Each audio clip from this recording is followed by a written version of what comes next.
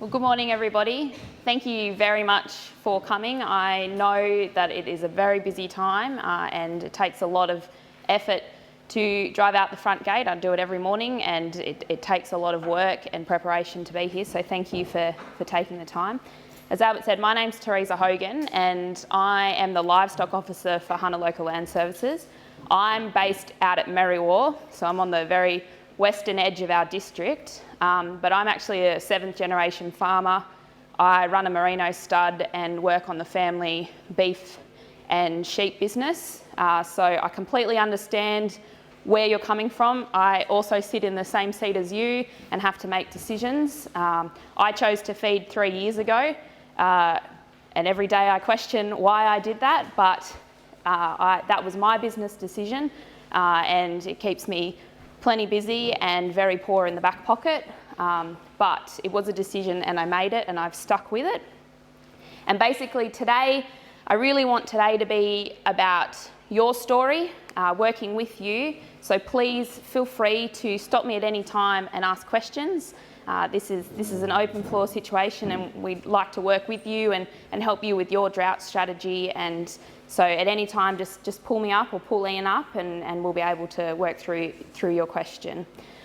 So basically today it's about decision making, and I think that's probably the hardest part of the drought, is actually stepping back and looking at your situation and making decisions based on where you are now, where you want to be, and what the weatherman says. So one thing we can guarantee is we have no idea when it will rain, really. We can't guarantee that that's going to happen. So all our decisions have to be based around the fact that it's not going to rain, and then if it does rain, we can all dance in it, and we've already made some decisions to help us get back on track much, much quicker. So at the moment, we're at the point where there are plenty of different roads that we can go down, and it's about making that decision as to which one you're going to take and how you're going to take it. It can be really daunting, and I know it's hard to make those decisions, but a good decision now, or even a bad decision now, is better than something that's far too late and you end up behind. So make those decisions and we can move forward, and it doesn't matter what that decision is, but you made one. So basically, assessing your situation is asking yourself a number of questions, asking your business a number of questions, and asking your farm a number of questions. Can you get yourself through if you decide to feed? Is it best that you reduce stock and stick with your breeding herd? A lot of you I know have already made those decisions, and you've already cut back to your breeding herd, and you're still looking at it, questioning where to from here. But it's basically about breaking down the everyday and looking 2 weeks ahead, 4 weeks ahead, 6 weeks ahead, 6 months ahead, and being able to break that down into manageable pieces that take a little bit of pressure off yourself and get you through the next day and the next couple of weeks. So this process with myself and Ian, we're going to sort of step you through a few of the things that you need to be considering when you are assessing your situation. So in the room today, do we have beef producers? Do we have any dairy producers? That's good. Someone got me the other day, and I wasn't ready for a dairy producer. We don't have too many out at Merriwa. And do we have any sheep producers? Excellent, great, all beef producers. So basically we need to look at what stock we've got in the paddock right now and what sort of demands those animals are going to require. So are they cows and calves? Are they first-time heifers with calves, because they're going to require more energy? Do you have trade animals that you are trying to feed for growth and you want to ship out as quickly as possible? Or do you have old girls that are, on their 5th or 6th calf, and they're just sort of tracking along at maintenance levels? So it's about just walking out the door and assessing what's in front of you and what kind of demands those animals are going to have. So that's a really easy one. You don't have to strain yourself too much, because you can see that in the paddock and you can see what you've got in front of you.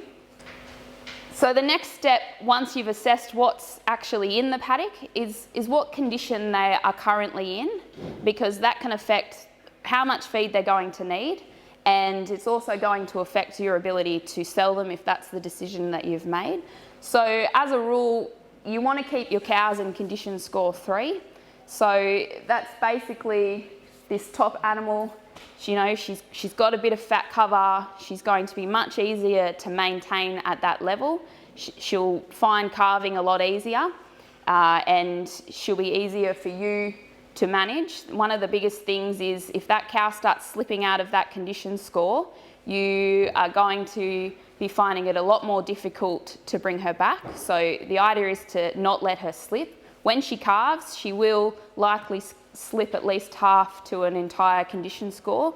So obviously if you've got her sitting already in 2 when she's calving, she's going to be slipping into a welfare situation, and that's a lot harder to bring the animal back from. You want to look after your animals so that she can look after her calf. So you're feeding to keep that good fat coverage over the entire body.